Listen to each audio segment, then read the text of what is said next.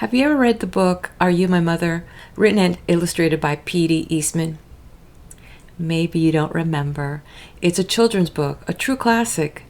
It's about a baby bird who hatches from its egg to find itself alone. Its mother flew off to find food right before it hatched. Not knowing what his mother looks like, the baby bird begins his journey, embarking on a quest to search for its mother. It encounters all kinds of creatures, all kinds of animals, like a kitten, a hen, a dog, a cow. And to each one it asks the question, "Are you my mother?" And of course, because they weren't their mother, of course, they said no. Then he runs into, or it, I don't remember, it runs into an excavator. So the operator scoops up the little bird and raises it up and pops it in the nest. And just right then, as he's hysterical, shouting out for help, its mother comes along and flies into the nest. And then it realizes, has feathers like me, must be my mother. Hello, I am Daisy, your hostess. You might be wondering, why am I sharing such a story? What does a bird have anything to do with the title of this video, which is Cosmos, the Soul, and God? And this is written by Charles London Arnold. Well, I share it to make a point. Every seed produces of its kind. And it's just like that little bird. It seems that the collective human race has been in search of its mother far back as history can record it. If you found me at this video, welcome. I'm glad you found me. Please do make sure to grab the previous chapter. It's in my playlist. And to my family, friends, and subscribers, welcome back. If you've been following along, you can pick up that the author is attempting to reconcile science and religion, looking for a foothold regarding the origin of creation, and has offered a hypothesis. But before I say anything, and I forgot to mention this in the previous video, we're like in the month of July here in Florida. So you might hear some sounds. They were in my previous video and I didn't edit them out. It was the thunder and lightning. So we do have some happening now. And you might even hear some frogs outside my window. So I'm just going to continue. I think it adds to the, we're talking about the universe. It adds to the flavor. Anyway, the hypothesis that, there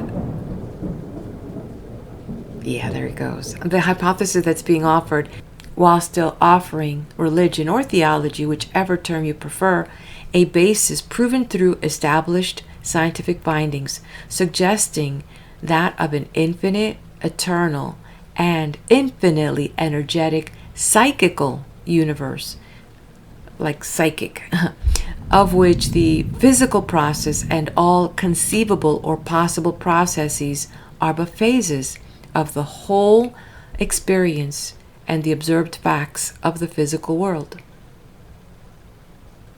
But before the author does that, he reminds us that it is through great minds such as Ptolemy, Copernicus, Kepler, and others that have offered and shown the importance of their contribution in setting the foundation for the evolution of various branches of sciences, which has allowed for further inquiry and data to explain and express new and evolving theories, especially as it pertains to the continued search for answers to the question of the source of creation.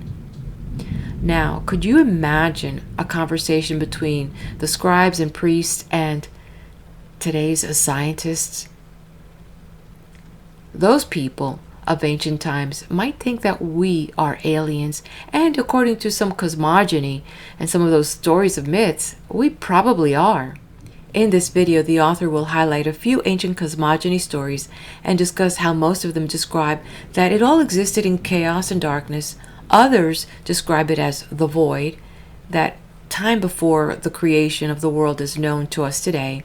And others held that the Spirit of God, with its fecundating power, brought everything into being from the watery deep. Funny that we, for the most part of 9 months, we are in a sort of watery deep. Anyways, back to cosmogony myths. Another tells that the stars, the moon, sun, and other celestial bodies were set in the heavens as watchers, and they were endowed with intelligence. The author will mention that theologies in Genesis, like many of the cosmogony stories, give account of the origin of the universe.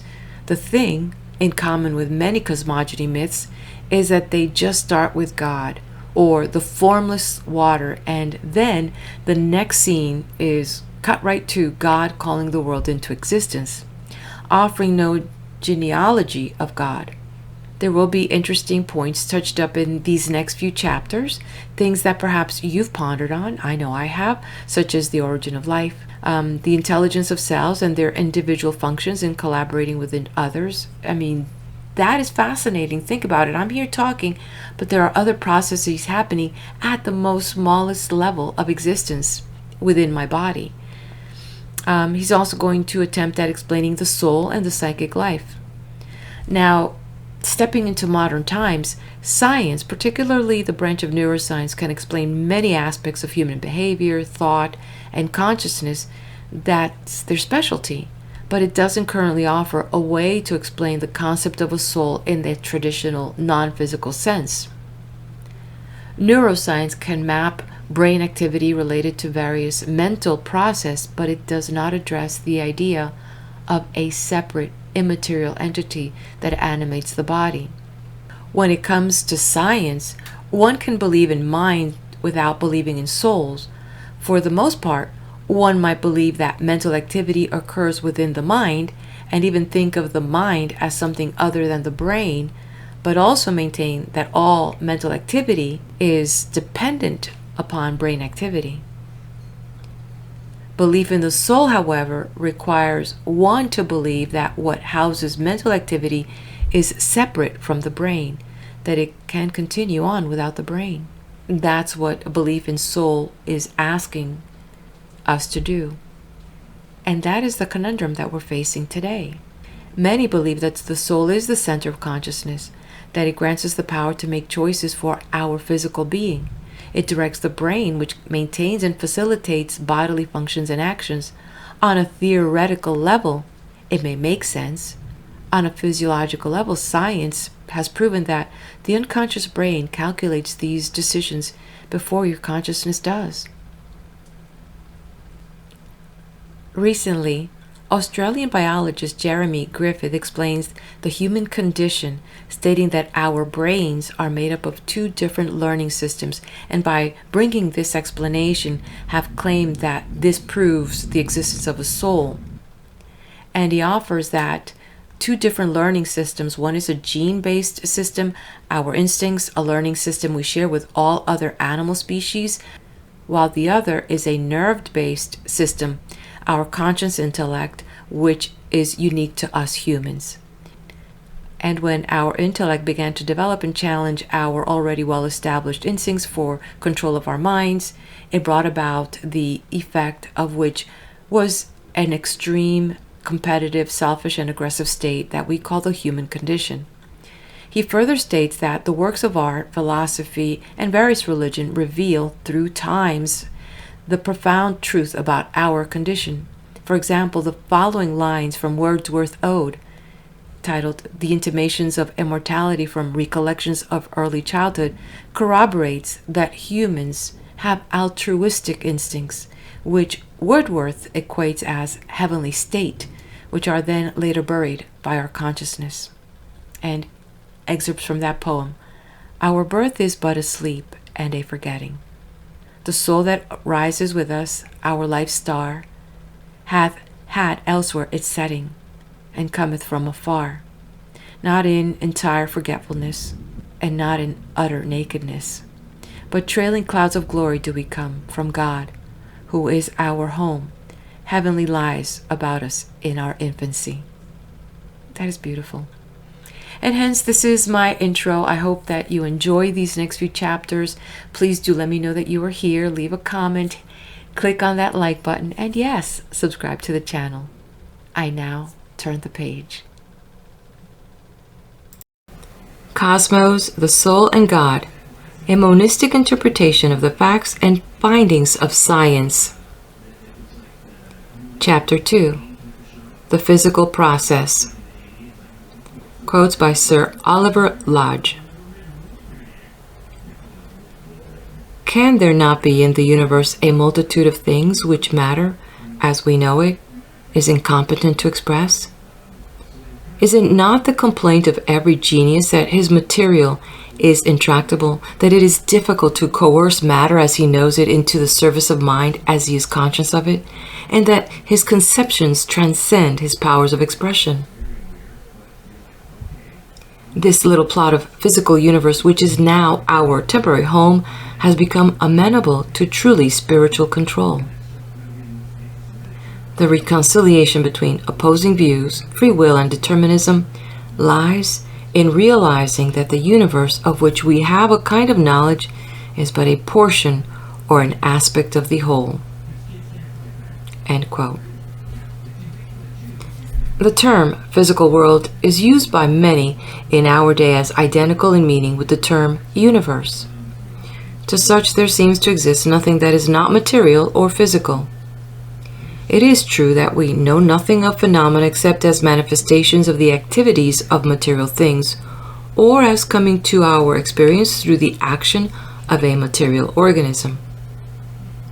The energy of the physical world becomes known to us through the conduct of matter under its influence, and the phenomena of life, of consciousness, and of mental effort are associated in all our experience with material organs, the body, and the brain. Exclusive consideration of these facts has been fruitful, in more recent years, of denials of the possibility of any existence or activity whatever, except under purely physical conditions. The unconditional assertion of such a negative would, however, be presumptuous in the extreme, inasmuch as it would imply that there is no other possible mode of being than that with which our own sensible experience acquaints us. In the physical world, unseen forces make themselves manifest in the conduct of matter. Through our senses, we have knowledge of this world as phenomenal only. That which lies back of these manifestations is not the object of sense perception. What we call matter is perceived by us only as it acts or reacts upon our organs of sense. The forms of energy, heat, light, electricity, and actinism, are modes of motion. Heat and light, as they affect us, are the striking force of the undulations of ether. As these forms of energy are so many modes of motion, there must be in each case something material that moves. The force is not the thing moving, but the power by which it moves. Through the teachings of physical science, we are able to resolve the phenomena of motion in two categories, which we may call the dynamical and the material. The former is the force or power to which motion is due, the latter the material condition under which it is manifested. Force is conceivable as active even apart from the material conditions, but cannot manifest itself to our senses except as it produces motion of some portion of matter. In common speech, we certainly attach to the word cause the idea of power, and it is one of the recognized duties of science to give some answer to the question, what is the power that originates and continues the motion of wave or corpuscle? It is admitted that matter of itself cannot initiate or suspend motion. A current of electricity, for instance, may be the result of the decomposition of water by zinc in sulfuric acid, but the power by which the decomposition takes place is not an attribute or property of the acid or of the metal, but a power acting under such conditions. In like manner, if we inquire into the cause of germination of a grain of wheat, we discover the physical conditions to be heat, oxygen, and moisture, but none of these, nor all of them, could bring about this result unless there were present the organized protoplasm capable of manifesting life. Every physical result or mechanical activity can be traced through a more or less extended series of cause and effect back to a cause not accounted for as an effect of any physical cause. I enter a cotton factory. I observe a spinning machine in operation. I trace the power by which it is made to perform its complicated movements through the mechanism and the machinery back to the expansive power of steam in the engine. The steam is communicated to the engine from the boiler where it is generated. This generation is due to a force tending to cause the separation of the particles of water in the boiler. Heat is the force, and the heat in this instance is due to the combustion of coal in the furnace. This combustion is the forcible union of carbon and oxygen. Here we pause. We cannot account for the so-called affinity, which is the power tending, under certain known conditions, to bring these two elements into combination. We discover no physical cause of chemical affinity. This must be the ultimate term in the physical series. Let us take another series for illustration. I see the hands of a great clock in a church tower moving slowly on its face. I trace the power causing this motion through the complicated contrivance back to the wound-up weight. The energy manifested in this effect is due to the elevation of the weight. In order that energy may be so stored up as to gradually used in producing this continuous motion, a man is employed to wind the clock at certain times. This man does a definite amount of work in the storing up energy in the weight. The work performed by him is an expenditure of energy which is not a part or product of his body, but is derived from the food he eats. The organism cannot create energy, nor can it produce that combination of elements called protoplasm, the physical basis of life. In the vegetable kingdom is produced protoplasm, and the energy expended in the effort of winding up the clock was, in the last instance, derived from the vegetable organism, which is in fact the laboratory of animal food. Here in this laboratory, we discover certain physical elements of which protoplasm is composed, and certain physical conditions under which the combination of these elements take place. The actual power by which protoplasm is formed is beyond the sphere of our investigation, outside this physical process. Let us take still another series. Rays of light reflected from an external object fall upon the retina of my eye and form there a picture of a table. A certain physical effect produced upon this network of nerves is carried along the optic nerve to the brain. In the brain, chemical and physical changes take place. Thus far we follow along the track of physical phenomena. But when we reach the act of perception, whereby we are made conscious of the sensation, we are confronted by a phenomenon which cannot be said to belong to the physical series. Again, I thrust forth my hand to strike an object. This thrust is due to the action of certain muscles, which action resulted from the transmission of nerve force from the brain. Back of this series of activities remains the act of will, which we regard as the initial power of the sequence, and which lies outside the region of scientific investigation. In the several series of activities traced by us, we have followed the conduct of matter under the exertion of force, proceeding from effect to cause, never resting so long as we could conceive a physical antecedent. The fact that the mind ever works upward from effect to cause, regarding the cause of each effect as the effect of a preceding cause, shows its assent to the law of causality.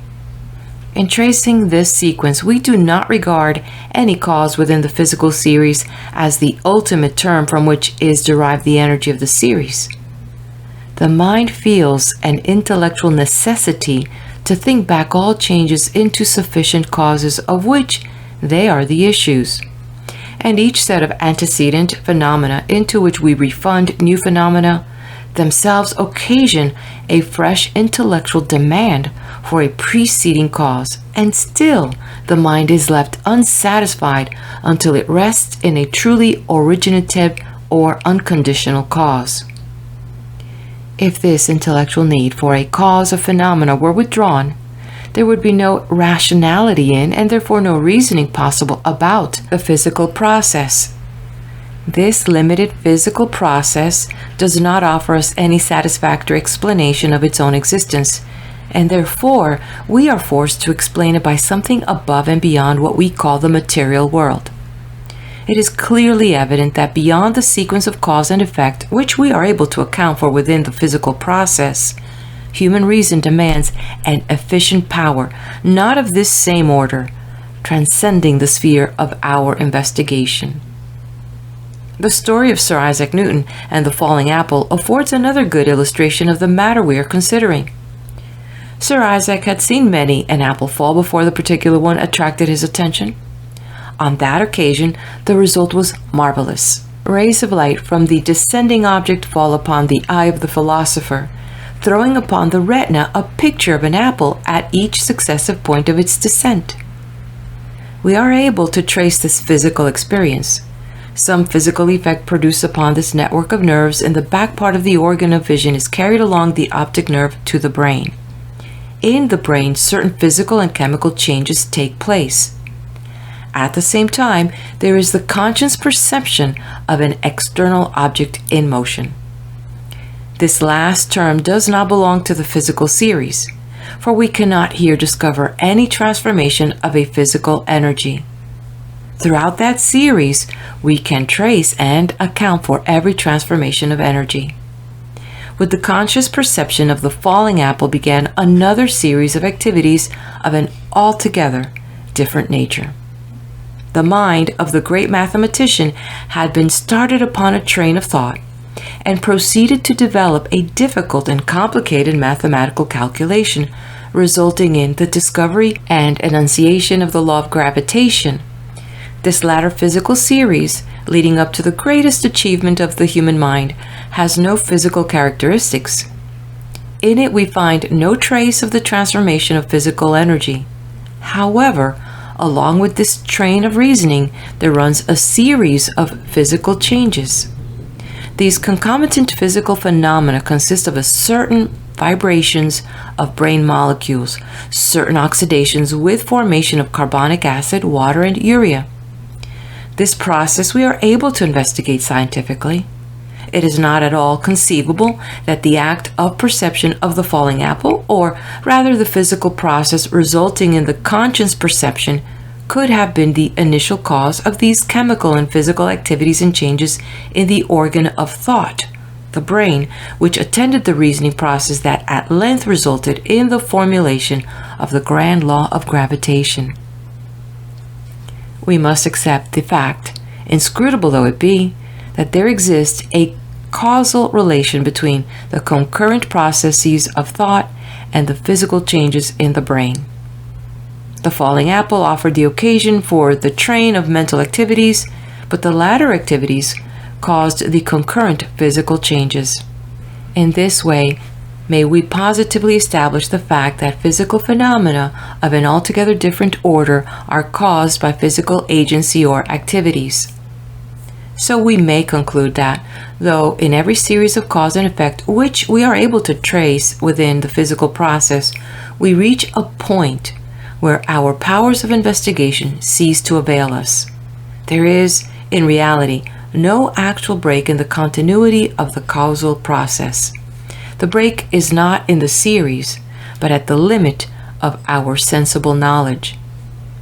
Sir Oliver Lodge declares, "We occasionally ignore the fact that there must be a subjective partition in the universe, separating the region of which we have some inkling of knowledge from the region of which we have absolutely none."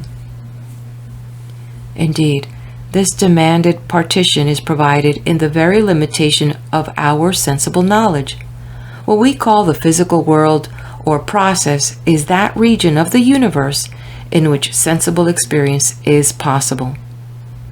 Sensible experience is determined by the coordination of the environment with the powers and capacities of the physical organism.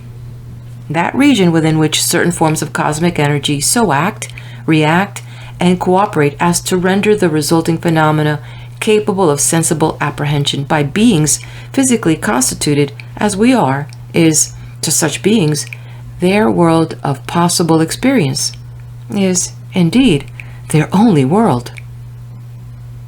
The world of our sensible experience, then, is not really partitioned off from the rest of the cosmos. There are no subjective barriers or enclosing impenetrable boundaries through which the energy of the physical process may not possibly escape.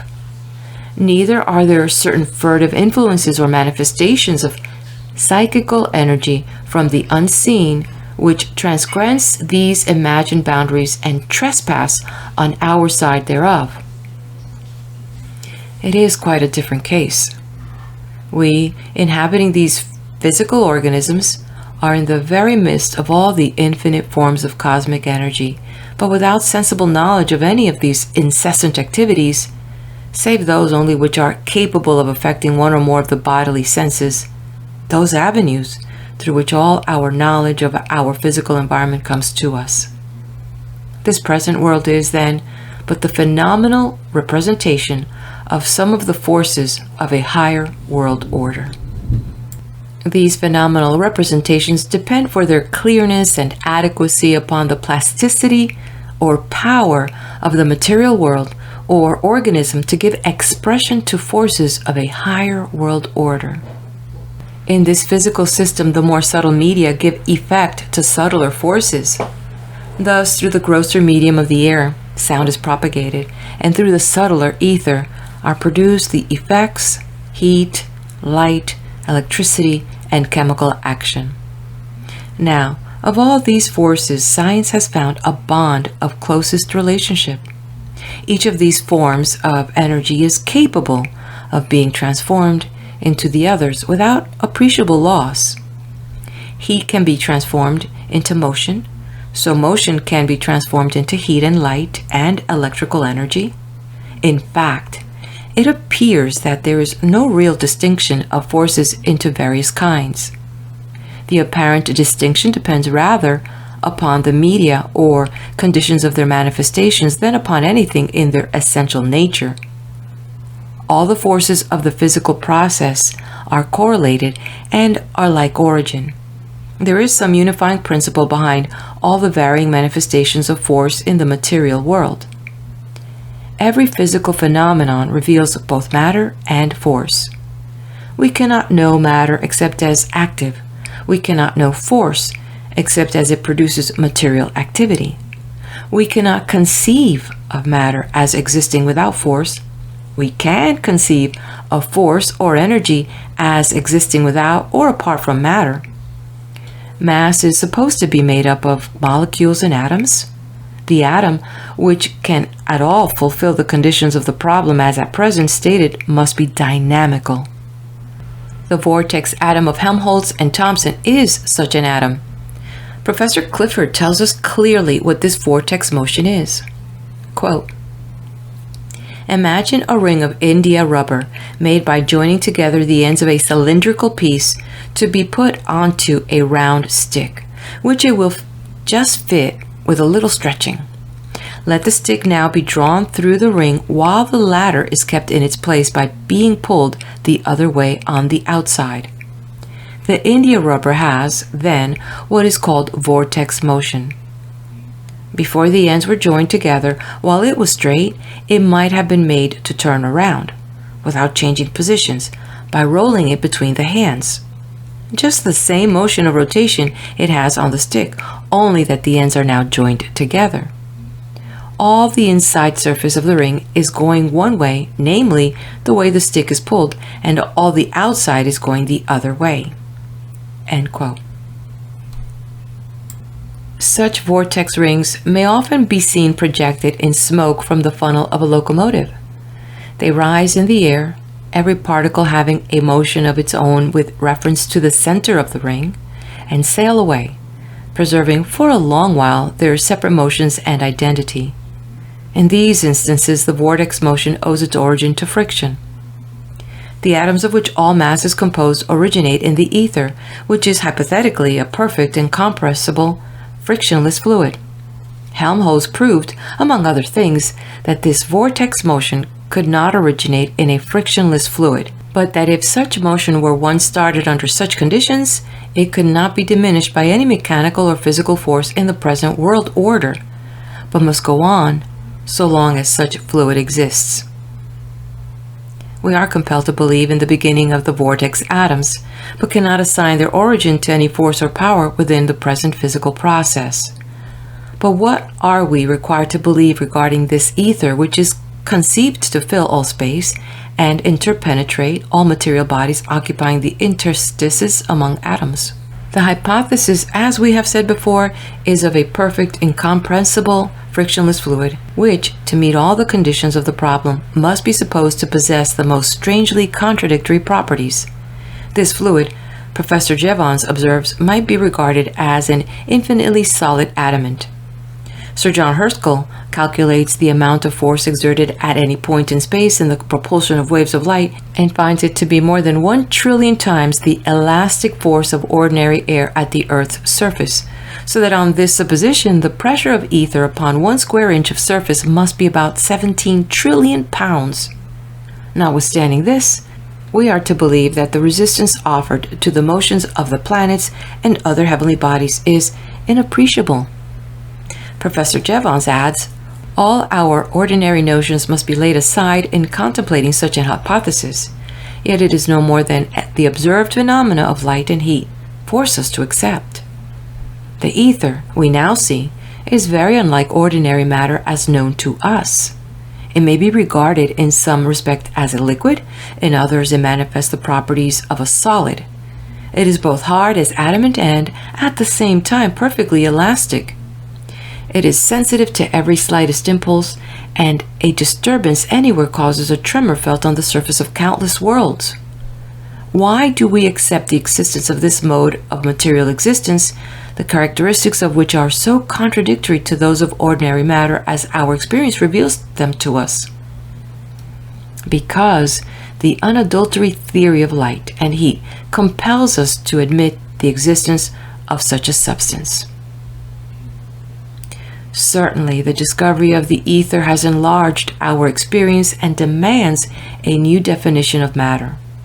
The ether is a kind of matter and not something other than matter. As well might we say that a quantity of gas is not matter because its properties are not identical with those of a solid body.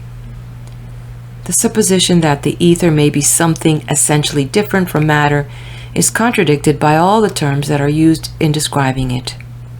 The ether, then, may be regarded as the primitive state of matter. How, then, are we to conceive this primitive state of matter? Professor Clifford may again give us an answer. Quote, it has to be supposed that even where there are no material molecules, the universal fluid is full of vortex motion, but that the vortices are smaller and more closely packed than those of ordinary matter, forming altogether a more finely grained structure. End of quote. The dynamical or kinetic atom is, as we clearly see, the unit of all matter.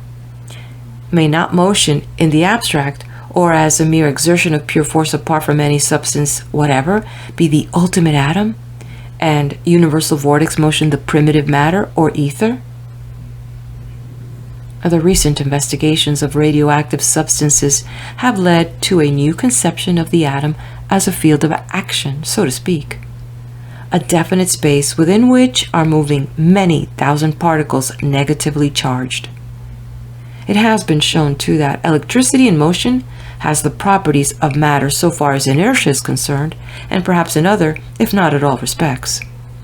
This discovery is a long advance toward our supposition that the ultimate atom is pure force altogether apart from substance of any kind. In this article on the atom, in the 9th edition of the Encyclopedia Britannica, Clerk Maxwell speaks of the vortex theory as being the most promising yet propounded. The vortex ring, he says, satisfies more of the conditions than any other atom heretofore imagined. Passing from atoms and their nature to those supposed systems of atoms termed molecules, that philosopher asserts the production of molecules once for all, and that they are not now being manufactured.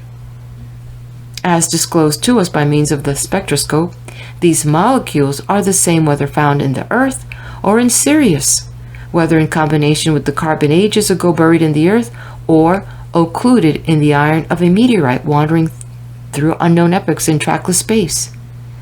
Then he remarks, quote, the process by which the molecules become distributed into distinct species is not one of which we know any instance going on at the present, or of which we have as yet been able to form any mental representation. The formation of the molecule is therefore an event not belonging to the order of nature under which we live.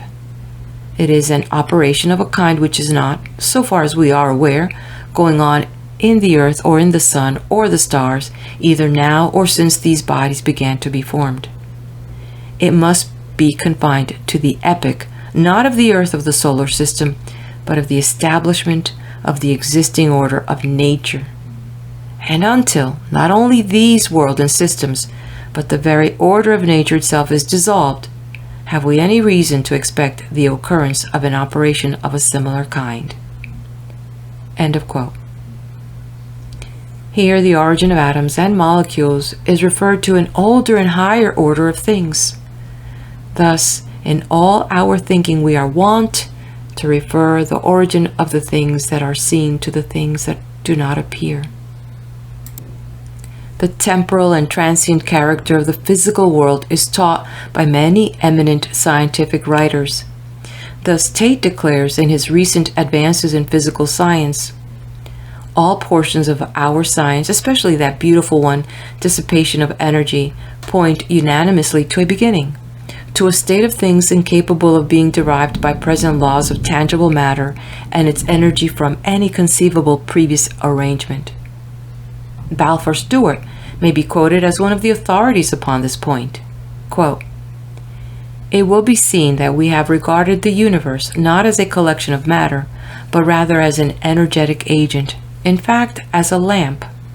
It has been well pointed out by Thomson that, looked at in this light, the universe is a system which had a beginning and must have an end, for a process of degradation cannot be eternal. If we could regard this universe as a candle not lit, then it is perhaps conceivable to regard it as having always been in existence. But if we regard it rather as a candle that has been lit, we become absolutely certain that a time will come when it will cease to burn." End of quote. These two scientists in the unseen universe reach the conclusion that the visible universe must have had its origin in time, and with certainty that process will come to an end. All this is what would take place, even if we allow the indestructibility of ordinary matter. But we may, perhaps, suppose that the very material of the visible universe will ultimately vanish into the invisible. It may be well to quote a more recent scientific authority upon the temporal character of the physical world or process. We therefore give the words of Sir Oliver Lodge in a recent lecture. After speaking of the evidence supplied by the careful study of radioactivity that the atoms themselves are liable to decay, he says, quote, "For practical purposes, the atoms are permanent, even as the solar system appears to be permanent. Yet we know that all these systems are in reality transitory, as terrestrial structures like the pyramids, or as the mountains and the continents themselves are transitory. Of all these things, it may be said that, in any given form, they have their day and cease to be. If we allow ourselves to speculate, we should say that the whole of existing matter appears liable to process of change and, in that sense, to be a transient phenomenon. Whether the total amount of matter in the universe is constant likewise, as much disappearing at one end by resolution into electrons as is formed at the other end by their aggregating together, is at present quite unknown. And indeed, it is clear that we have now become far immersed in the region of speculation.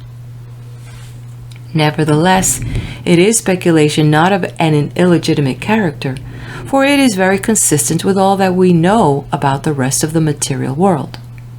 Astronomy tells us that the cosmic scheme, though it looks permanent, is subject to constant flux. In the sky, we see solar systems and suns in process of formation by aggregation out of nebula. We see them rise in brilliancy, maintaining a number of planets in health and activity for a time, and then slowly become subject to decay and death. What happens after that is not certainly known. It may be by collision a nebula may be reconstructed and the process started again, though so long as there is only a force of one sign at work, gravitation only, it would seem that ultimately the regenerative process must come to an end. End of quote. There was a moment in the course of the world's development when, without commotion or revolution, without disturbance or anarchy, a certain collocation of material elements manifested for the first time the phenomena of life. Upon this point, we may quote the thoughtful words of Mr. Wallace.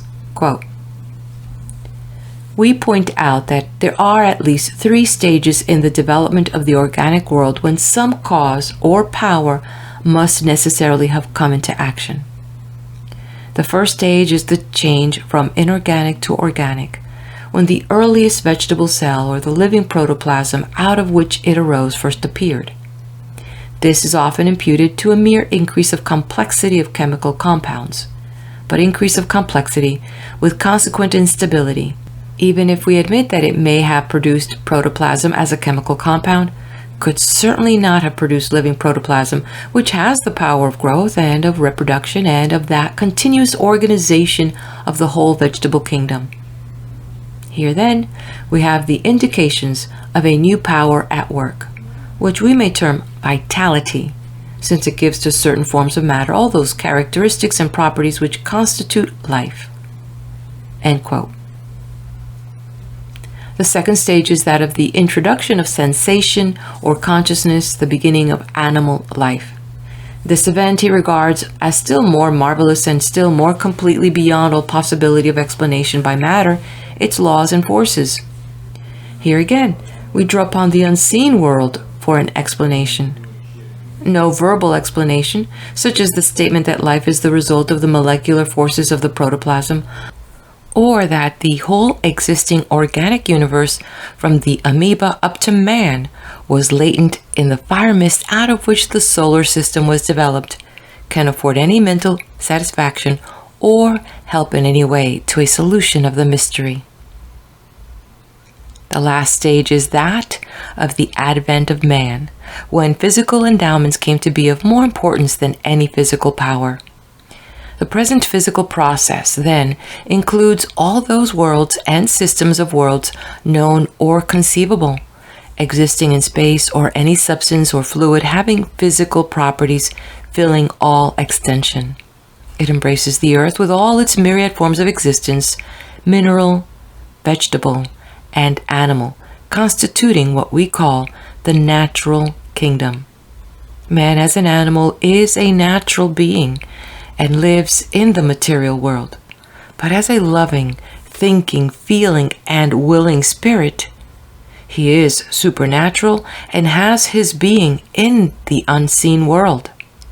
Man as a corporeal being is known to us through our senses. The color of his hair or eyes, the contour of his face, his bearing and general personal appearance are the marks by which we recognize a friend through the sense of seeing. The tone of his voice conveys to our minds through the ear the knowledge of his presence, but as a personal being, as a thinking, loving, and purposing soul, he is revealed by his perceptible conduct and actions. These are the symbols or indices of what he is. His desires, his aims, and character are revealed to my conscious soul in this way. I read off, in his outward acts, those spiritual experiences which I myself have known, thus extending my knowledge beyond the things that are seen into the world of things not seen. Words, the signs of ideas, and sentences, the symbols of thought, speak to our spirits of inner life and its experience. The habitual expressions and the tones with which they are wont to be uttered portray to us the personality unseen within. Then, too, in the products of human genius which the race cherishes through the centuries, we are brought into acquaintance with the great souls long since departed from among men. Every line and column that entrances the beholder in the masterpieces of art or architecture was born of the human soul, begotten by some mighty impulse from the unseen. For out of thought's interior sphere these wonders grew to upper air. The physical process and all these subordinate processes are matters of fact. So far as science can discover, there is included in them nothing of agency. If there is agency anywhere, it is not in the selective process, nor the evolutionary process, nor in the physical process, but behind them, antecedent to them, and independent of them. End of chapter.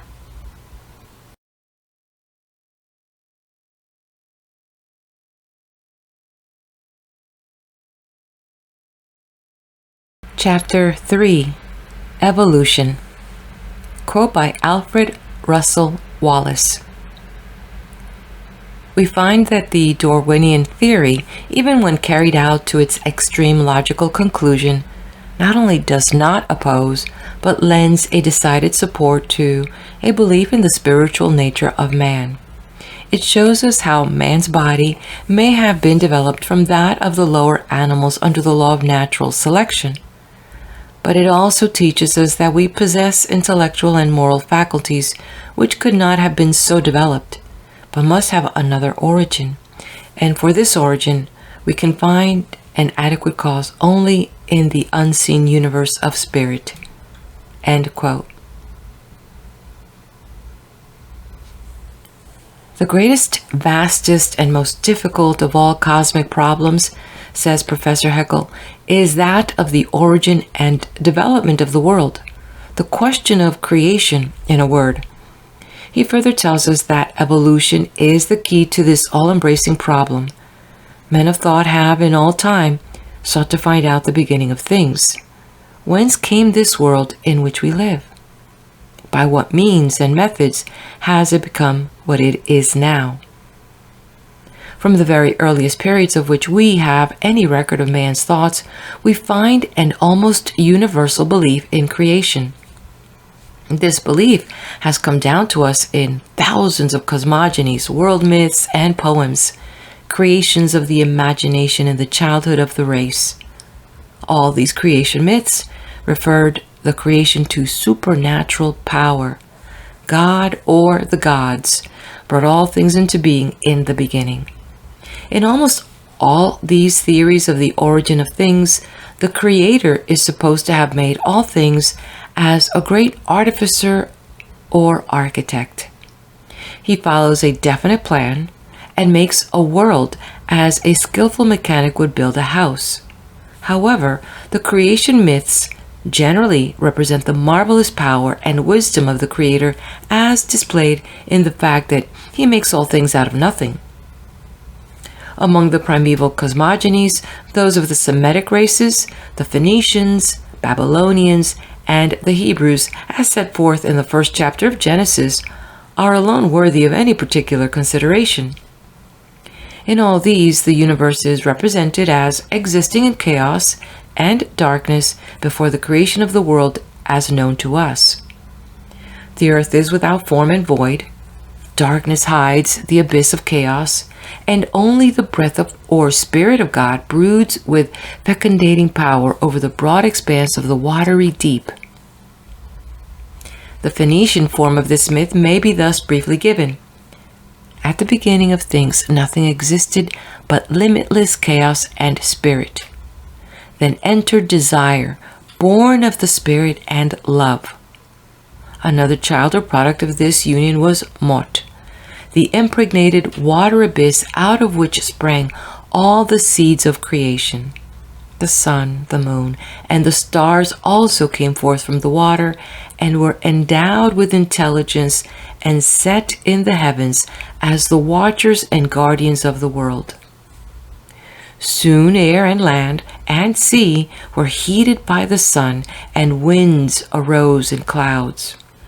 Then followed violent storms of wind and rain and thunder.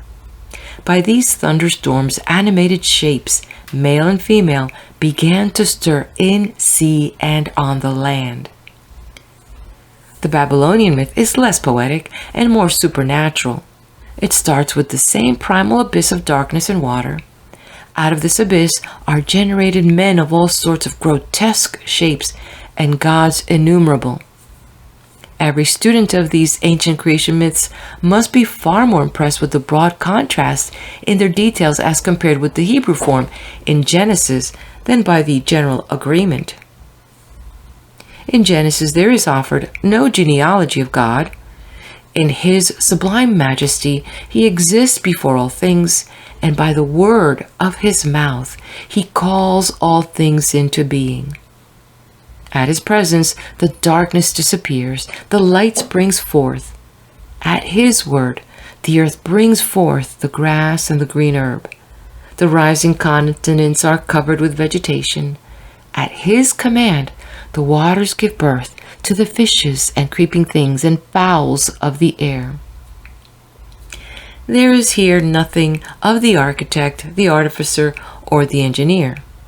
It is not fanciful to interpret in terms of evolution this beautiful account, which, in the order of its days of development, is wonderfully in accord with the geological periods of modern science. There is here no attempt to represent in grotesque forms the mighty forces which, obedient to the divine command, bring forth and develop all forms of life upon the face of the earth. It must be admitted that none of these cosmogonies give us an account of the origin of the universe. There is in existence, when the curtain is run up on the scene of creation, the formless water abyss, and over it the concealing darkness, and above all God calling the new world into existence. There is here no suggestion of the creation of the physical world out of nothing. The story reveals mind bringing order out of material chaos and calling into activity the physical forces bringing forth the conditions of life, growth, and development. The first chapter of Genesis is much more easily interpreted upon the theory of evolution than upon that of special creations. It recognizes the origin of the physical process out of a pre-existing order of things, which to our bodily senses was but chaos and darkness. This cosmogony does not attempt to account for the origin of the universe. God and the universe, so far as Genesis teaches to the contrary, are eternal and infinite. Among the earliest cosmologies given us by the Greek mind is that of Empedocles. This philosopher combats stoutly the hypothesis of absolute generation. He urges that nothing which previously was not can come into being. That which is generally regarded as coming into being results in reality only from the comingly of previously existing elements. He declares there is no meaning to the term origination. Empedocles, no doubt, was the earliest philosopher who held and taught the hypothesis of evolution. Accordingly, he teaches, since the higher forms of life can arise only out of the lower, these latter must be the lower stages through which the former must pass. Anaxagoras, one of the greatest of the early Greek philosophers, reduced all origin and decay to a process of mingling and unmingling, assuming as elements an unlimited number of substances which he called the seeds of things. Originally, there existed an orderless commingling of these primitive substances. The divine mind, simple, unmixed, passionless reason, brought order out of chaos and formed a world. Anaxagoras finds the moving and shaping force of the world in a world-ordering mind. Mind is the finest of things and brings into motion matter which is inert and without order, and so creates out of chaos an orderly world. Plato declares that the world, or cosmos, is not eternal, but generated, that matter without form or quality existed from eternity and was in disorder, assuming a variety of distorted and meaningless shapes, until at length God came forth as a world builder and transformed all for ends of good. The Creator formed first the soul of the world, and to this soul joined its body. Thus were order and proportion brought to the chaotic mass, causing it to assume determinate mathematical forms. The Stoic cosmology teaches that whatever is real is material, Matter and force are the two ultimate principles. Matter is, of itself, motionless, inert, and unformed, though capable of receiving all motions and forms. Force is the active, moving, and plastic principle. It is inseparable, joined with matter. The originating and directing force of the universe is God. God is the breath or spirit permeating the universe and containing the rational germs of all things. God forms the world by the transformation of the original divine fire into air and water. This water is separated into three parts, a part becoming solid earth, a part remaining water, and a third part being changed into air. Earth and water are inert or inactive principles. Air and fire are forceful and active. There is a periodic change in the world. At the end of a certain cosmical period, creation is absorbed into the deity and again takes its rise from the divine. Among the medieval theologians and philosophers, Maimonides, Albertus Magnus, Thomas Aquinas, and others less illustrious held that the world is not eternal, that it was called into existence out of nothing by God's almighty power at a determinate instant of time, with which instant time began. Until very recent times, the most advanced thinkers, excepting some few distinguished philosophers, believed in the origin of the world and of all forms of life on earth by special creation. Some such cosmogony as that given us in Genesis was universally accepted and held by scholars as well as by people at large until within the last 40 years.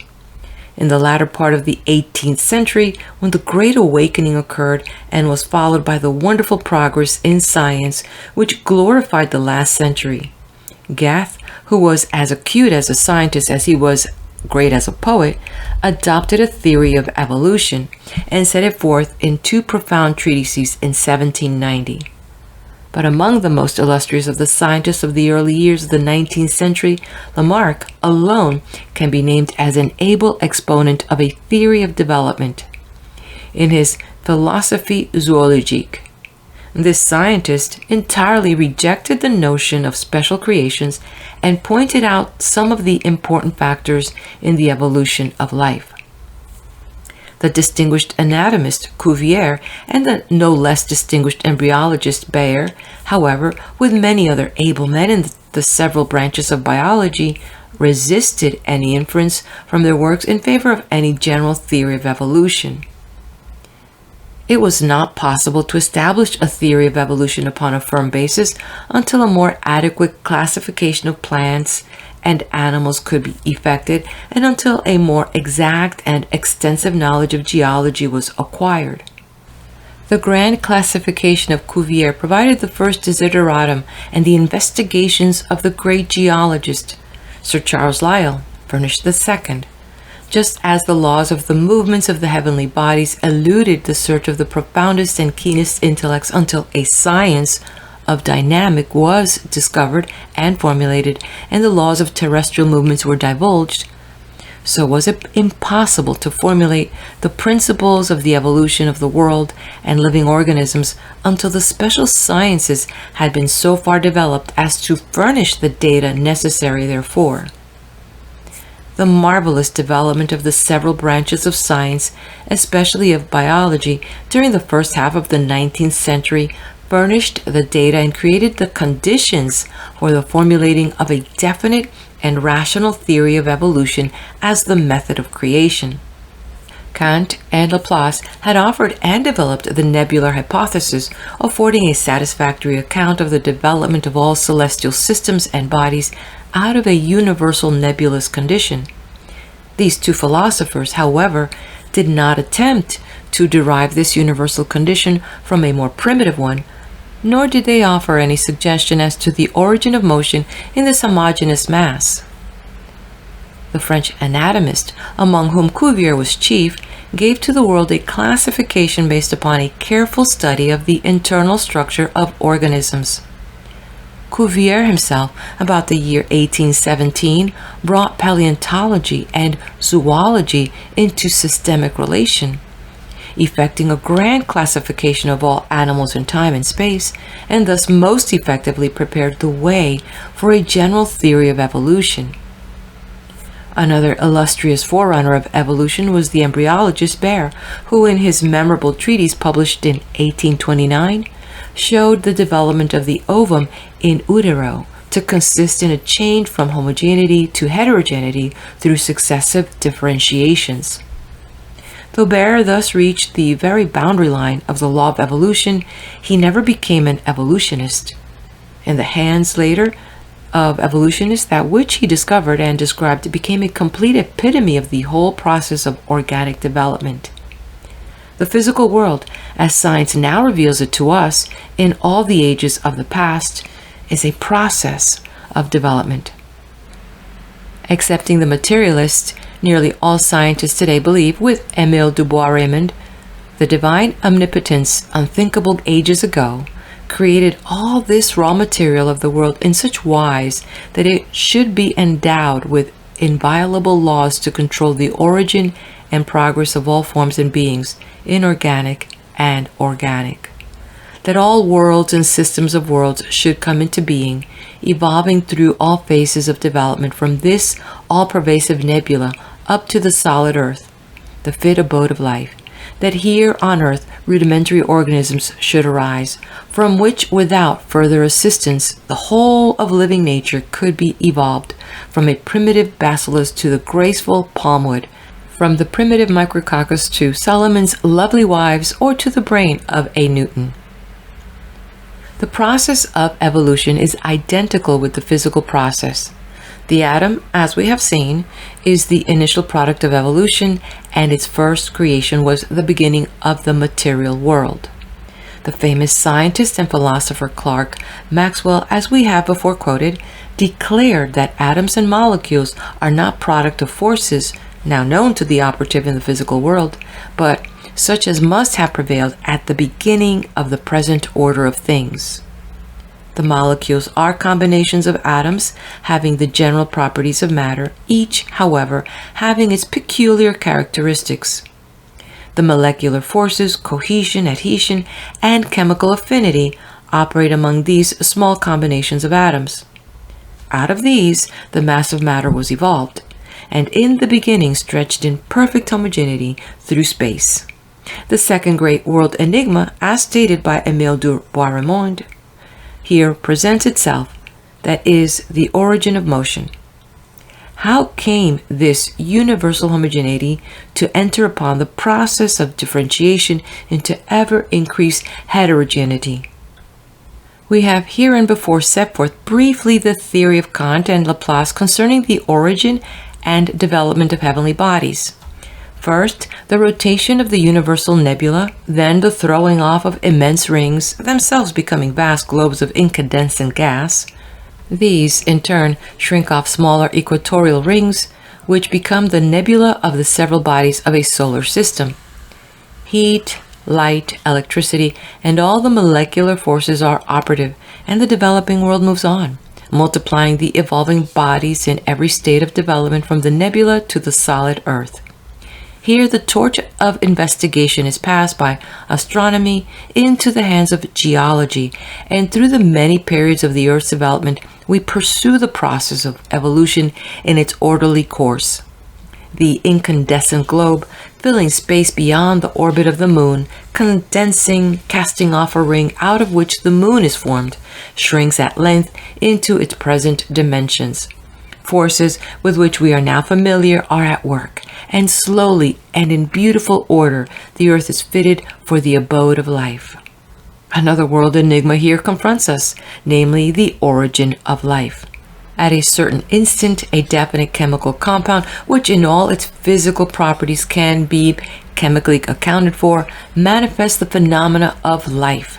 This globule of protoplasm can hardly be said to be an organism, since it has no organs, not so much as a nucleus, yet it contains, at least, the promise of all subsequent life. Thence, in orderly advance, the evolution of organic nature proceeds. The ultimate unit of life in the vegetable kingdom is the cell, and the distinguishing characteristics of the living are here revealed. In animal life, the same origin of the organism is established. The phylogeny as well as the ontogeny of the human body shows that organism to have had its origin in a primordial germ. The unorganized moneron is the first parent of man, considered as the end of the whole process of organic evolution, and the individual man begins his physical being in an impregnated ovum. Every step of this marvelous process has been minutely investigated by modern scientists, and it is seen to be the complete account of the origin and development of physical man. We find no break or chasm interrupting this process of evolution through the many ages of the past. There appears no intervention from without in all this advancing course, nor any need for such intervention. Science traces the long and ever-winding course of the process of evolution from the simple cell through the more and more complicated organisms and investigates the function of each persistent variation in figure or organ, each new departure from the type which results in some advantageous differentiation. The unorganized moneron develops, at length, a nucleus, then pseudopodia as means of locomotion, which evolve into legs and wings. The jelly-like plasma develops also a firm frame of cartilage and bone for the greater protection of vital organs, which are evolving and differentiating into numerous contrivances for the many functions of the living organism. This division of labor among the various organs necessitates some contrivance for unity of action, lest there be schism in the body. So cooperation is developed in the nervous system, uniting all parts of the multicellular body into a great cell commonwealth, each cell cooperating with every other cell for one common purpose. These innumerable cells are divided into many classes for the performance of certain definite functions, in all of which the welfare of the whole organism is the supreme object. Now, as science studies these cells, they are seen to be only so many little contrivances subserving so many physical purposes. They construct tissue. They develop organs on an invariable plan. They secrete and excrete juices and effete substances. They form and operate lines of communication among all the little cell communities in the corporate commonwealth. They act as if endowed with intelligence, which unerringly directs their remarkable skill toward the realization of their several purposes. The action of these cells and organs, so far as they effect physical results, are the legitimate subjects of scientific investigation. When, however, the scientific method is employed to discover the psychical cause of vital phenomena or those of mind, the quest must prove fruitless because irrelevant. When scientists of materialistic predilections like Haeckel predicate cell souls to account for otherwise unaccountable phenomena of mind and intelligence, their inference transgresses the boundaries of scientific investigation. They have a right to speculate regarding the physical cause of any physical result, but when they come to attribute some cause not of the material order to account for phenomena, they indulge in conjecture. If, however, this conjecture accounts for all the known facts without violating the laws of reason, such conjecture becomes a probable theory. Along with the progressive evolution of higher and higher organisms and the improvement of physical organs has proceeded an ever-increasing intelligence. From this fact, Romanes concludes that as we accept the theory of physical evolution, so must we believe in a concurrent mental or psychical evolution. The acceptance of the former compels the acceptance of the latter. To this we take decided exception. The theory of evolution of the whole physical process and of every physical organ and organism is impregnably established. The evidence of the truth of evolution as the mode of creation is overwhelming. The world of thinking man today unquestioningly accepts it as proved. But in the whole course of this development, from the aboriginal fire mist to the wonderful organism which we call the physical man, with all its perfected organs, there is no trace of the evolution or development of the intelligence or mind more and more clearly and marvelously manifested in the advancing course of the psychical evolution. We do not know in what this intelligence of mind consists. We cannot weigh or measure it. We cannot discover or investigate any of its properties. We cannot transform any of the forms of physical energy into thought, which we regard as the differential attribute of the psychical. Huxley, as elsewhere quoted, declares that in the name of science he knows nothing and never expects to know anything about the psychical phenomena which are connected with certain known physical activities. And Professor Clifford says, the physical phenomena go along by themselves, and the psychical go along by themselves. He cannot, as a scientist, discover any causal relation between them. In his Riddle of the Universe, Professor Haeckel reminds us that 33 years before he had published a theory to effect that every living cell has psychic properties, and that the psychic life of the multicellular animals and plants is merely the sum total of the psychic functions of the cells which build up their structure. Such declarations, uttered as upon the authority of demonstration, are at least misleading. There is no evidence in the world to the effect that living cells have psychic properties. All the authority of science and philosophy, as well as the common sense of mankind, is arrayed against such a declaration. Where are these psychic properties to be found in the living cell? Do they belong to certain of the elements of which protoplasm is composed, or are they properties of the compound? Do they inhere in dead matter, or are they rather the products of vital activities?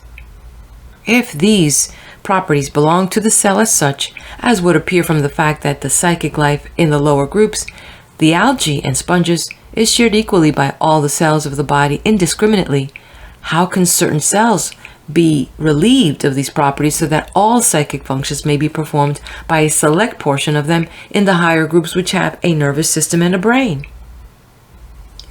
It is inconceivable that essential properties could be dispensed without destruction of the cell itself.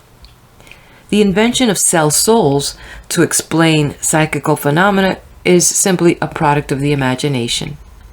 The cell soul must then be explained, which is a no less difficult task than the explanation of the phenomena themselves. To state that a certain organic change in circulation of nutritive matter, such as distinguishes the animal life from that of the plant, implies a psychological advance, is simply to utter sounds without sense. All the change we can have any knowledge of in this instance is simply physical.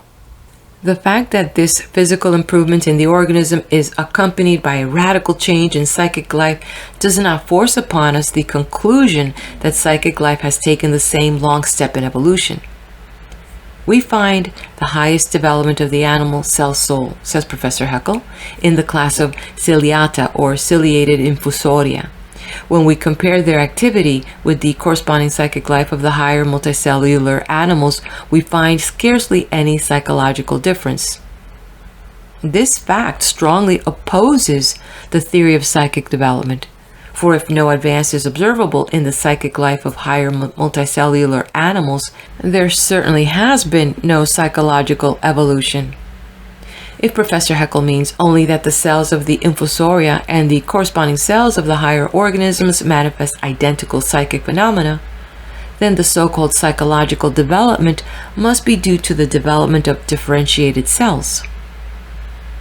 It is altogether in accord with our purpose to accept all that science has shown to be true concerning the evolution of the physical organism, and also to insist upon the correctness of the view that along with this development, there is ever a higher and higher manifestation of the phenomena of mind. We further insist that with every decided progressive change in the physical machinery of intelligence, there is manifest a correspondingly distinct advance in mentality.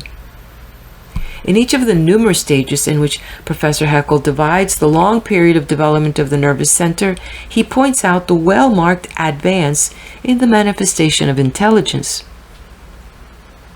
With the cyclostomata, the earliest group of craniota, we find the beginning of brain evolution. In the modern representatives of this primitive group, the petromyzonts, we have the foretermination of the cord expanding into a vesicle, which then subdivides into 5 successive parts: the great brain, intermediate brain, middle brain, little brain, and hind brain. These 5 cerebral vesicles form the common type from which the brain of the craniota has evolved from the lamprey to man. The subsequent evolution of the brain is characterized by the more distinct division of the 5 cerebral vesicles until the mammalia are reached. Development of the first and fourth vesicles, the cerebrum and cerebellum, while the third vesicle, the middle brain, disappears altogether. It is during the tertiary period that we observe the typical development of the cerebrum, which emphatically distinguishes the later from the earlier mammalia. In the brain of the anthropoid apes is observed the special development of the cerebrum, so prominent a feature in man, and which is the root of his preeminent achievements. We are informed by Professor Haeckel that the differences of brain structure which separate man from the anthropoid apes are slighter than the corresponding interval between the anthropoid apes and the lower primates. Then, without warrant of the facts he has just before adduced, proving the slow and steady development of the nervous system and brain, Professor Haeckel illogically states his conclusion as follows. Consequently, the historical gradual evolution of the human soul from a long chain of higher and lower mammal souls must, by application of the universally valid phyletic laws of the theory of descent, be regarded as a fact which has been scientifically proved. It is clearly evident that the proof of the development of the physical organ of mind cannot be regarded as proof of the evolution of mind itself. The fact that ever fuller and fuller manifestations of psychic phenomena are concurrent with this development in no way affords evidence of the development of mind. Above, we have quoted Professor Haeckel to the effect that the differences of brain structure which distinguish man from anthropoid apes are comparatively slight. Paul Flechsig, however, proved that in the case of man, very specific structures are to be found in one part of the so-called thought centers. No other mammals possess these, and they, therefore, afford an explanation of the vast superiority of the mental powers of man. It is proved by careful observation that the cerebrum is the organ of consciousness and mental action, whether in man or the lower order of animals. The pathology of brain disease has been most fruitful in results regarding the locality of certain faculties of the mind. Familiar facts furnish positive proof that the phenomena of consciousness are dependent upon chemical or other physical changes in the substance of the brain. For instance, the well-known effects of certain beverages. Tea and coffee stimulate thought, wine and beer intensify feeling, while chloroform and other drugs put the brain to sleep. If Weismann's theory of heredity shall be established, and it now seems to be gaining acceptance with many eminent scientists, it will be required of us to believe that only congenital variations are hereditary. If this is true, any departure from the typical form of species whereby the individual is improved cannot be accounted for by effects of environment, or by use and disuse, or in fact by any other physical cause. Let us examine this important theory of Weismann as we find it briefly stated for us by Mr. Wallace. Quote, "The fact that the germ cells do produce with wonderful accuracy not only characteristics of the species, but many of the individual characteristics of parents or more remote ancestors, Weismann thinks can be accounted for on 2 suppositions only which are physiologically possible. Either the substance of the parent germ cell, after passing through a cycle of changes required for the production of a new individual, possesses the capability of producing new germ cells identical with those from which that individual was developed, or the new germ cells arise, as far as their essential and characteristic substance is concerned, not at all out of the body of the individual, but direct from the parent germ cell. This latter view Weismann holds to be the correct one, and on this theory heredity depends on the fact that a substance of special molecular composition passes from one generation to another. At every new birth, a portion of the specific germplasm which the parent egg cell contains is not used up in producing the offspring, but is reserved unchanged to produce the germ cells of the following generation. Thus, the germ cells, so far as regards their essential part, the germplasm, are not a product of the body itself, but are related to one another in the same way as are a series of generative unicellular organisms derived from one another by a continuous course of simple division. A portion of the very same germplasm from which the germ cell, then the whole organism of the parent, was developed becomes the starting point of the growth of the child." End quote. Now, it is very evident that, upon this theory, no characteristics in the offspring can appear differing radically from the ancestral type, and thus uniformity in species is secured and accounted for. But if any variation is manifest in the individual tending toward its improvement and elevation above its species in the scale of being, it cannot be accounted for on this theory. And since this theory claims to offer the only supposition physiologically possible, we must look for the cause outside the physical system. To escape the question of the origin of the atom and of the initiative impulse of universal motion, Professor Haeckel denies any beginning in time and space of this physical process. Yet his very language refutes his claim and his logic. He speaks of mass and ether as filling all space. Is it conceivable that an infinite space could be filled? Does not the very idea of filling inevitably imply finite limits and bounds of that which is filled? Is not extension the attribute of the material world, a term of limitation? Nothing having extension as a property can be without metes and bounds. To attain to any veritable conception of the infinite and eternal, we must rise into an order of things of which not extension, but thought is the differential attribute. Descartes divides the universe in two distinct parts, that of which extension is the differential attribute, and that which the differential is thought, and declares that between these two there is no community of nature whatever. Infinite extension is inconceivable. Infinite thought and infinite wisdom are at least thinkable. There is a prevalent tendency in the thought of today to conceive of the universe as essentially material. Very often, when the physical is admitted, it is assumed in some way to be the ultimate product of a process of physical evolution. The world of matter comes first. The spiritual is developed from it. Or, as we have seen, it is held that, as there is manifest in the physical world an orderly development, so there is also a spiritual evolution going along, pari passu therewith. As there is an advancing movement toward the more perfect in this finite material world, so must we believe in another finite spiritual universe going on in development. We have traced the process of evolution which science has discovered through all the material world in time and space. It starts with the creation of the atom and the initial impulse of all physical energy. The next phase of evolution is the primary division into mass and ether. The mass arises out of the ether, and henceforth all the progress of evolution is manifest in the mass. Mass does not occupy all space. Ether is the universal fluid. Mass is set in motion, and through millions of ages, this motion results in the evolution of innumerable larger or smaller aggregates. These aggregates are subdivided into systems of rotating bodies, suns, and attendant planets. These bodies, at first spheres of incandescent gas, cool and solidify.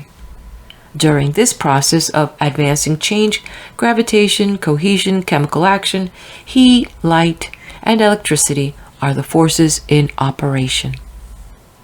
We have traced the origin of these forms of energy back beyond the physical process into a higher world order.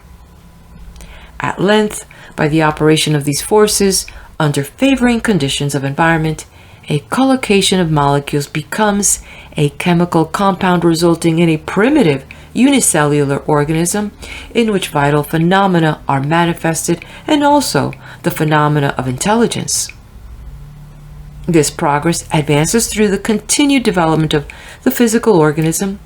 The unicellular organisms develop into the multicellular organisms, each group of cells manifesting a peculiar quality of intelligence.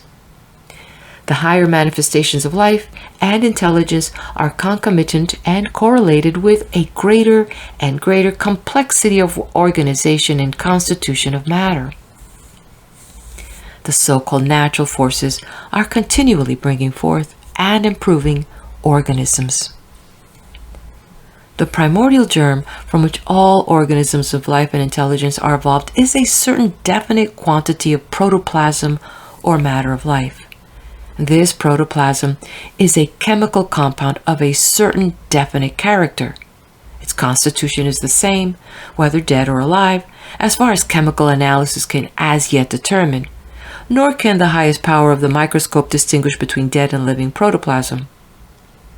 In the multicellular organism, we have many groups of these primordial cells performing various functions, manifesting life and intelligence. The specializing of these various groups and division of labor among them mark the development of the living organism, and the higher organisms show greater complexity of structure and chemical constitution. This is all the physical science can possibly assert. Science, as such, has nothing to do with inferences from the fact it discovers. A physiologist is intently studying the human brain. Suppose him to be endowed with absolutely perfect senses, which he has cultivated so that every change of whatever sort taking place in the brain substance may be clearly perceived by him. What would his careful investigation reveal to him? Obviously, nothing but molecular changes, physical and chemical. To the outside observer, there is absolutely nothing else to be seen. The brain, engaged in some sublime speculation, or taking its part in carrying into effect some mandate of the will, can reveal to the outside observer nothing but these molecular changes and movements. Every act of the mind, itself beyond our power of investigation, is accompanied by a series of physical phenomena complete in itself. These concomitant physical phenomena consist of certain vibrations of brain molecules, certain oxidations, with formation of carbonic acid, water, and urea. This physical process is all that we are capable of scientifically investigating. Indeed, it is the whole of evolution. There is nowhere any evidence of any other development. Organic evolution is capable of accounting for all the progress of life. Those scientists who would derive all the phenomena of mind by evolution from lower psychical activities can, as we have seen, furnish no evidence whatever of any such process of development. If we pause here and reflect that evolution gives us a complete account of the whole physical process from the origin of the atom to the highest product of its ongoing, the brain of man.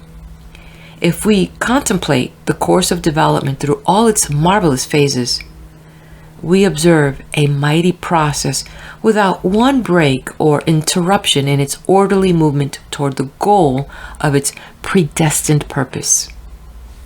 We have given an account of the method by which Professor Haeckel, out of the abundance of his knowledge of the phenomena of life, traces accurately the development of the living organism from the primordial germ up to man. All that he has given us as the facts of science we accept as such. These facts are the results of most painstaking and skillful observation and experiment. It is the part of ignorant folly to question them at this day. All this evolution has gone on toward its supreme result, the perfect human organism. Then, too, the same eminent authority gives an account of the ontogenetic growth of the individual from the copulation of the male and female cells, the spermatozoon and the ovum, to the perfection of the animal organism, showing, as he himself claims, the whole course of the individual from its absolute beginning to its ultimate ending in utter extinction. But Professor Haeckel asserts that the physical phenomena which he is able to investigate are not the whole story of the phylogenetic and ontogenetic development of man. Besides those facts of science which we must accept, he dogmatically declares that all the higher psychical phenomena are products of properties of matter. The soul, to which he denies any concrete or actual existence, but which he considers merely a collective idea of all the psychic functions of protoplasm, he calls also a physiological abstraction. To that part of the protoplasm which he regards as the indispensable substratum of psychic life, he arbitrarily gives the name psychoplasm. Of course, he does not point out that all the physical and physiological activities are accounted for by the expenditure of energy in their production, which fact we are able to investigate. Nor does he state that in every series of physical phenomena concomitant with a series of psychical phenomena, there is nowhere discovered any loss of energy that might be accounted for as having been used in bringing about the correlated psychical phenomena. Yet, he declares that what we commonly call the soul is only the activity of a certain portion of the protoplasm called psychoplasm.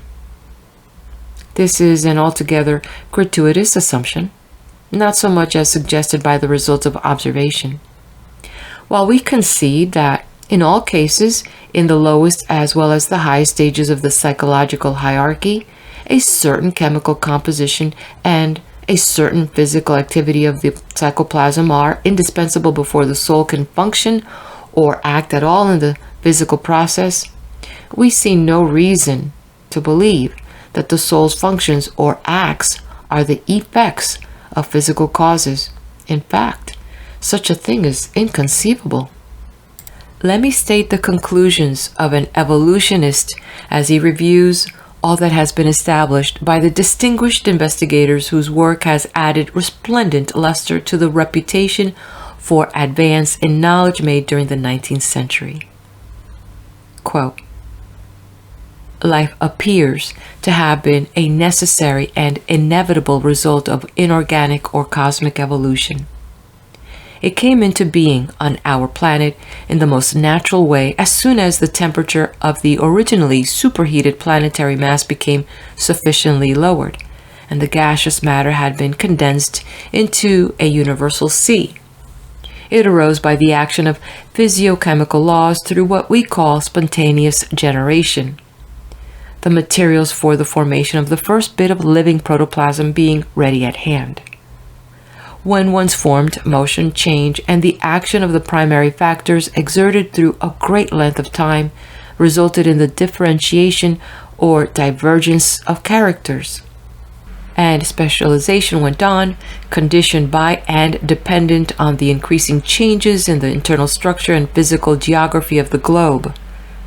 Variation was most probably neither fortuitous nor by chance, but was due to changes in the environment and therefore was in direct relation with such changes, resulting in the wonderful adaptation, variety, beauty, and harmony reigning through the organic world. Putting together all the facts of geology and biology observed during the past century, a few of the more observant and thoughtful naturalists have, by the inductive method, to some extent worked on the mechanism of evolution. Still, we know only in part the guiding, controlling cause. There seems to be something more than the action of the physical factors and natural selection which we cannot fathom. End quote. Footnote. See article on evolution, International Encyclopedia. End of footnote. It is impossible to suppress the question as to what is that mysterious something more than the action of physical factors whose agency we must allow the nature of which we cannot fathom. Though the more thoughtful naturalists have indeed worked out the mechanism of evolution, have traced the steps of the phylogenetic and the ontogenetic development of the human race and the individual man, there yet stand the unsolved riddles of the origin of motion, of life, of intelligence, of consciousness. The most intimate and minute knowledge of all the physical process does not bring us one step nearer the solution of these inscrutable mysteries of nature. The writer above quoted can speak only doubtfully of the origin of the organic out of the inorganic.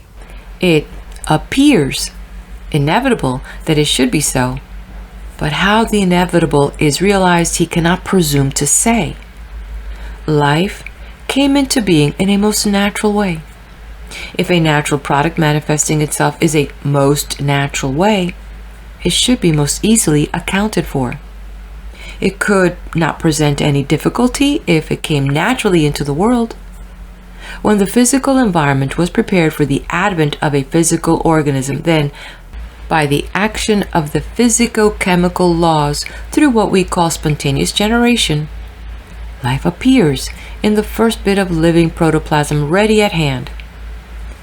Of course, this begs the question, for it is living protoplasm in the first instance we are trying to account for.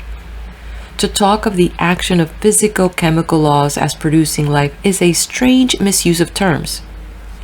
How can a law act? A law is a rule of action and cannot be the act itself. An action in accordance with physico-chemical laws would be an exertion of physical energy and, as we have said just now, should not present much difficulty of solution. But it is here admitted that there is something besides physical force in the process of evolution. On the hypothesis of an infinite, eternal, infinitely energetic, psychical universe of which the physical world or process is the phenomenal representation, we readily discover the key that unlocks all these mysteries, which have grown darker and darker as the light of the science of the physical process has become brighter and brighter. End of chapter. If you haven't done so, please do hit the like button, leave me a comment and let me know you were here. And if you know of anyone, a family or friend that enjoys this type of content, please do share it with them. Now, the next video, we will have the author taking us to the cosmos, where things get interesting with discussions about the relation of the spiritual universe to the world of sense, and as well as looking at mind, not mental evolution, but progressive manifestation of mind power and how that evolves. And ever wonder about people who are known to be geniuses? Well, the author will reveal an interesting phenomena that makes them that way. So let's gear up. I don't think we need our cloaking device. So I'll meet you at the next video.